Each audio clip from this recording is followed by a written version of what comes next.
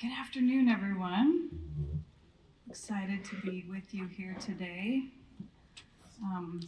Susie's already placing bets on whether or not I'm going to get choked up talking about how much I love Goshen. So with that in mind, I decided we're going to go ahead and get the hard part out of the way. We're going to pick up where we left off last year when I talked about a particular story about a young man who is really struggling in our community in the way in which everyone has come together. So I left you with a cliffhanger. We're going to pick up there and go forward.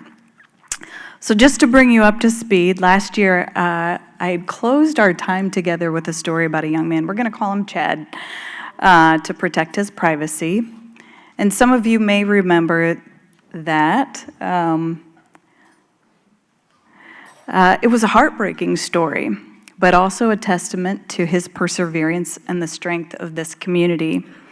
In 2022, Chad inherited his grandmother's home, a place that should have been a fresh start for him after a long journey with many struggles. But life didn't go as he had planned, and a devastating electrical fire tore through his house, destroying much of the internal structure. Determined to rebuild, Chad did what any of us would do. He took his insurance money, hired a contractor, trusting that the job would be done right. But the out-of-town contractor took that insurance money and vanished, leaving Chad with wreckage. When our city building commissioner and neighborhood preservation inspector went to see the house, the verdict was very grim. Chad's home was too safe to inhabit. But Chad and his dog had nowhere else to go. So he did what he could to survive. And on the left hand, you'll see the place where Chad took up sleeping at this house. He slept in the burned out shell of his home, sleeping in a sleeping bag on the floor. He showered at the local gym. He ran a generator for occasional electricity and heat. And having no money to speak of and medical issues that prevented him from working a regular job, he resorted, much to his neighbors' dismay, to scrapping, turning his yard into a junkyard of heaps of scrapping materials. And from there, Chad's life quickly unraveled, making his medical issues even more challenging to manage. Ultimately, he ended up at a housing hearing for unsafe properties before the Board of Works, and that's where my story began with Chad. As he stood before us with his voice full of anxiety about losing the last place he had to call home, he said some words that impacted all of us in the room. All right, Susie, I knew it. Please, if you know anybody that can help me, I could use some help. Now, the road hasn't been easy for somebody like Chad, who faces significant health challenges. And admittedly, for those who have stepped up to help him along the way, it hasn't been smooth going either. But through every setback, he has worked so hard over the last year to begin rebuilding his life. And what Chad had asked for wasn't a handout, it was a hand up. A network of people and organizations in this community approached the plate to walk alongside Chad. He's had to work hard every day to stay on track, but together, we're writing the next chapter in Chad's story. And I want to identify just a few of the people who have been involved over the past year. From the Community Foundation, Acts of Service with Ashley Jordan leading the way, rallied a crew from Restore Church led by Jean Troyer, J.B. Hostetler, Carla Hostetler, and a team of others to work side by side with Chad to begin the cleanup of his overburdened yard. Our city's building commissioner, Myron Grice, and neighborhood preservation inspector, Travis Esch, committed to meeting with Chad regularly, and I do mean regularly, guiding him through saving his home and ensuring that he stayed on track. A simple phone call to Chad's healthcare provider resulted in weekly support services to help him start to regain stability. Special thank you to Lori and Lily. La Casa stepped up to offer homeownership management classes, equipping Chad with the tools to maintain his home long-term. When he found out that home help was available and education was available, he signed up right away and began taking classes on his phone. Restore Church and our city attorney, Don Schuler, worked together to structure a help-a-house type of loan, allowing Chad to repair the fire damage while awaiting the settlement repayment from his successful lawsuit against the unscrupulous contractor. Local builder Chris Russell stepped in, refusing to take a markup on the materials and offering his expertise at cost. Artisan Builders provided a low-cost apartment, ensuring that Chad and his dog had heat and running water while waiting for the home to be restored. Miller Brothers stepped up and donated a set of stairs just to help improve the home safety and reduce cost. Here's where we are today. Now, because of Chad's grit and determination and this community's patience, generosity, we anticipate that Chad will return to his restored home by June of 2025. This was not a city initiative. This was an entire community rallying around a neighbor in need. So some of you might ask the question, is it really worth it to put that much energy and effort into just one neighbor's house or life? When we restore a blighted property, we strengthen the entire neighborhood, not just in terms of property values, but in the strength and stability of that whole neighborhood.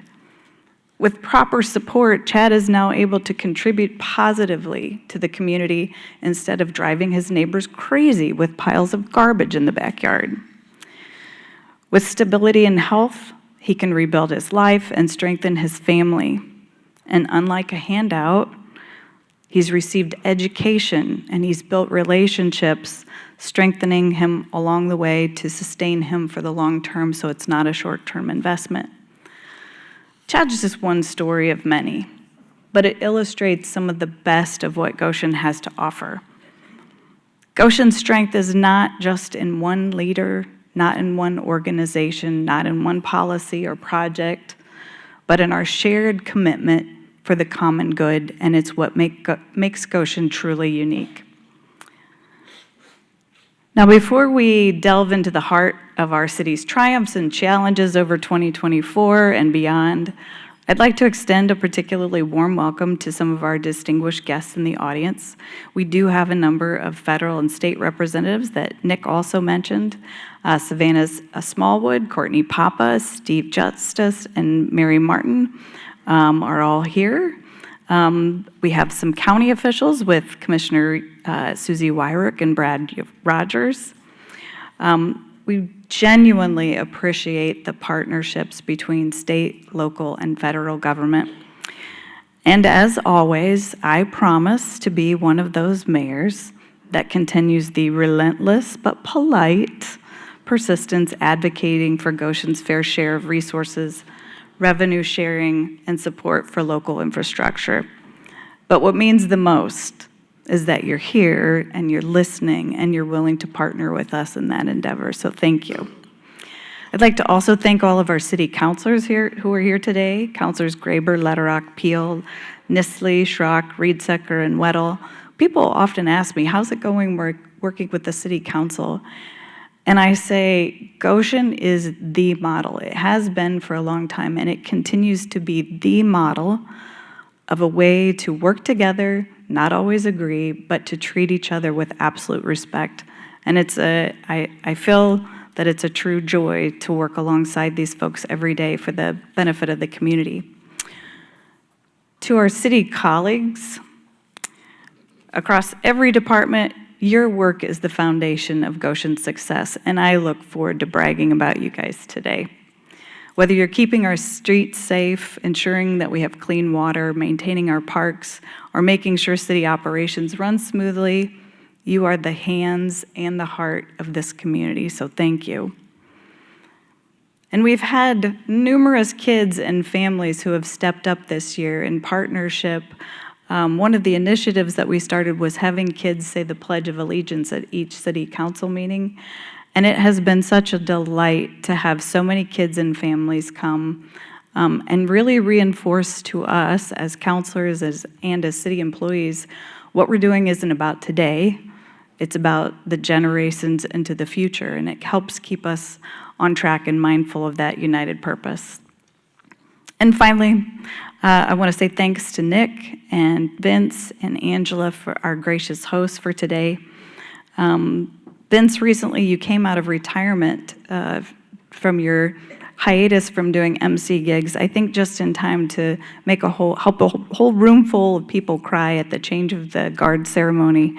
But we appreciate that, and we appreciate all the work that your whole team does to support the business community.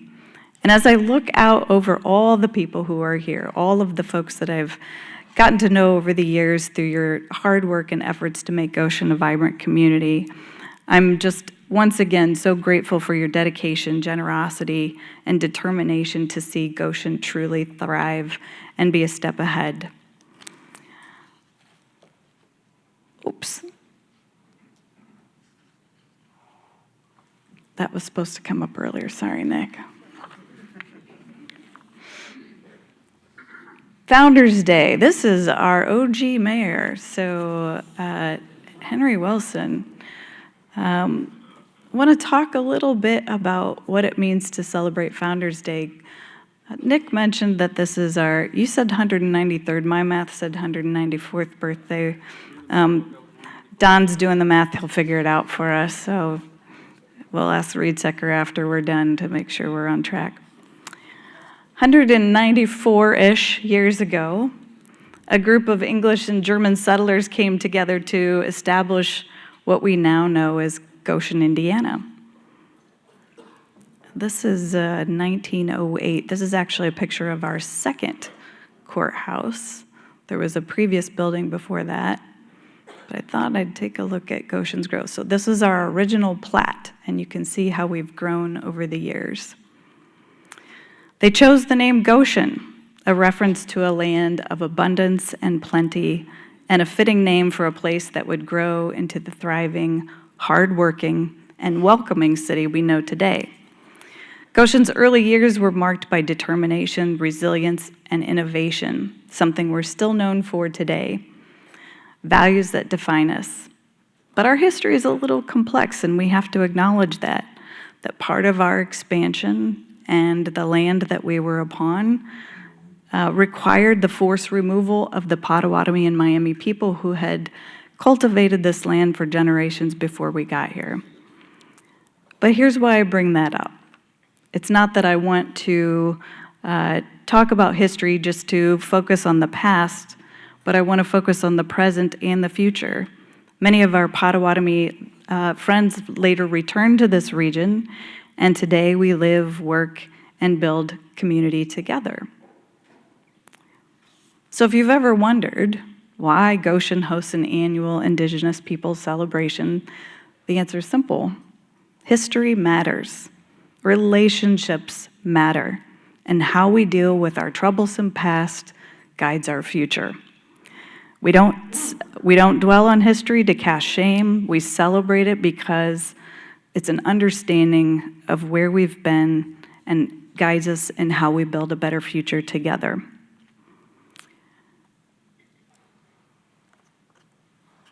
So today, I stand before you to reflect on our journey as a community, a journey that has seen us strive to embody the ideals of our city, bridge some gaps, and chart a new course into the future. On one hand, the work of the city involves a lot of practical mechanics, day-to-day living. And on the other hand, it encompasses an entire physical, social, and economic environment in which people reside. And I like to take a look at Goshen based on numbers. I spend a lot of time working in Excel. When we examine Goshen stats, we gain a deeper understanding of the extensive efforts that go into each aspect of our service as a community. So I have just a small sample. We'll start with our engineering department. This year, our engineering department identified did a inventory of over 6,000 lead service lines. So there are approximately 11,000 total water lines, and they surveyed 6,000, and we were able to do statistical modeling on the remainder to make sure that we had the required data needed by the EPA to ensure all of you that you have clean and safe drinking water. But that was a massive underhaul by that team. We processed 1.15 billion gallons of clean water for you to drink. We treated over 1.3 billion gallons of wastewater. And as promised to our wastewater superintendent, I will make my annual plea that flushable wipes are not flushable. Okay, we got it. We removed 9 million pounds of flushable wipes from your water. Stop it. Tell everybody you know. Nearly 500 times our utility team had to unclog lift stations. Our utility billing department replaced 600 water meters, making sure that we're preventing leaks and notifying you if there are issues with your water system. Our street department, we did an inventory of all of our street signs. There are more than 6,000 in Goshen, to make sure that we are keeping track so that we're staying on top of visibility and safety. We maintained 153 miles of streets.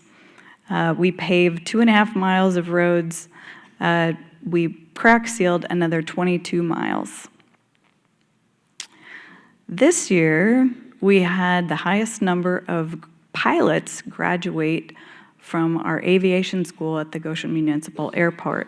Now, this is through a partnership with another provider, with New Horizons Aviation.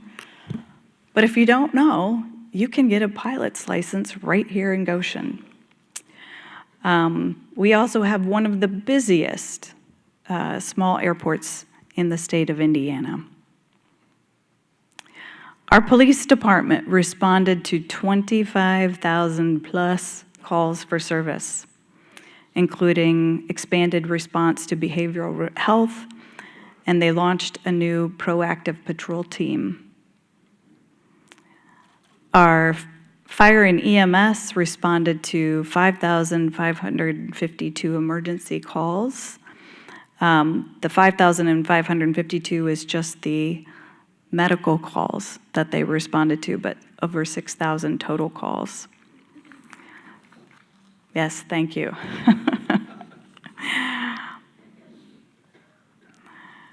We are in the process of launching a mobile integrated health team, which is the first of its kind in the state of Indiana. It's a partnership with both fire and EMS, and it brings together the skills from both teams to serve folks who are at their most vulnerable. So this involves people with addictions issues, mental health issues, homelessness, and we have calls daily. So we're starting out with a small team of 3, but given the volume of calls that we have, I anticipate that will continue to grow. The mental health needs in our community are great, and we need to make sure that we are providing alternatives to sending people to jail and alternatives to always sending people to the hospital. There are lots of alternative resources and ways that we can direct people, and this unit is specially trained to know how to respond in those crisis times and divert people to the least restrictive kind of care that they need, but still follow along and make sure that we're not having recurrences of those issues with those individuals as well. So it's an exciting program that we're looking forward to launching. April, coming to you. We had more than 23,000 program participants in our parks programs this year. Everything from sports, dance, to fitness programs, swimming. And little known fact, you may not know, we have 57 community garden plots.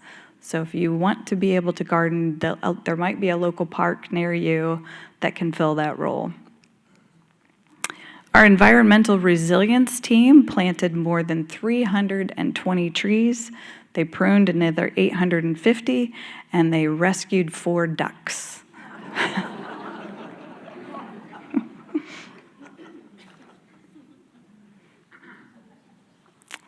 Our building department issued 1,395 residential permits and another 420 commercial permits. And they conduct rental property inspections to ensure that Goshen provides quality housing to folks at all economic levels and all ownership. Our cemetery department provided support to 176 grieving families this year. And our central garage, it maintains a total of over 800 pieces of equipment, but our 6 mechanics maintained 260 vehicles, making sure that when it snows, there's a way to get out. And one of the major accomplishments from our city court was transferring from a paper system to a paperless system this year, so we can address needs more quickly. So looking ahead, we have some exciting continued expansion. We know that housing is a major need for the city of Goshen. And the Redevelopment Commission has been instrumental in converting blighted properties into functional spaces that can better serve the city. So the first one we broke ground on already. That's Aerial Cycle Works. Cherry Creek, as I'm sure you've heard lots about, has broken ground also, and they will have approximately 1,300 homes on the south side of Goshen. On the Mill Race, there'll be some additional development this year happening with some townhomes along the Mill Race. And we continue to look at other opportunities for continued development and making sure that we're filling in all the properties that we have available in our downtown to make sure, and surrounding area, to make sure that we're providing an adequate amount of housing.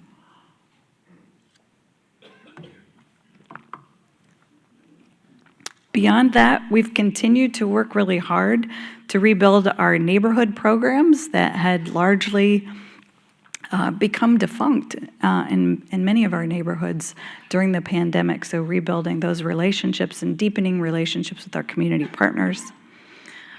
Uh-oh.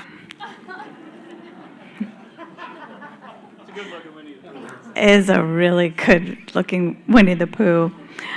I missed a slide in there somewhere. One of the things I wanted to mention was some of our education and workforce development projects.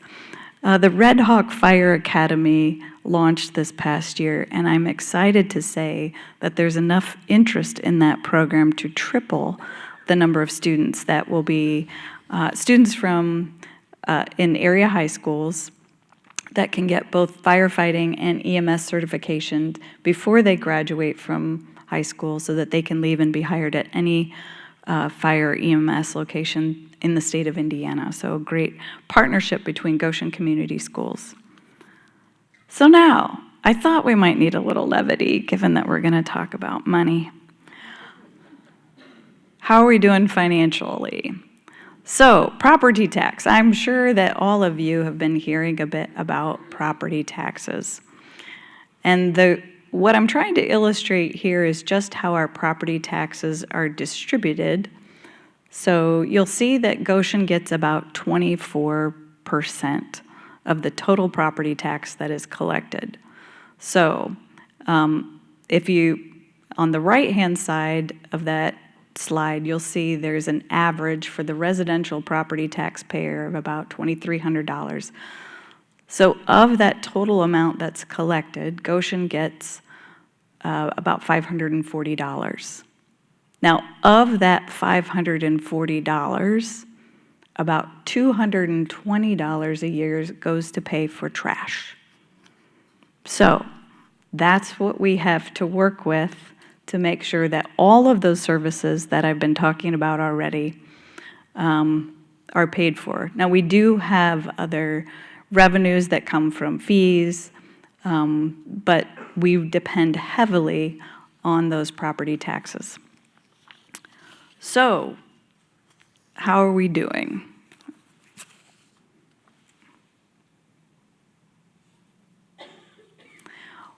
One of the challenges that we have that I'm sure that you've heard not only from me, but mayors before me, has to do with our circuit breakers.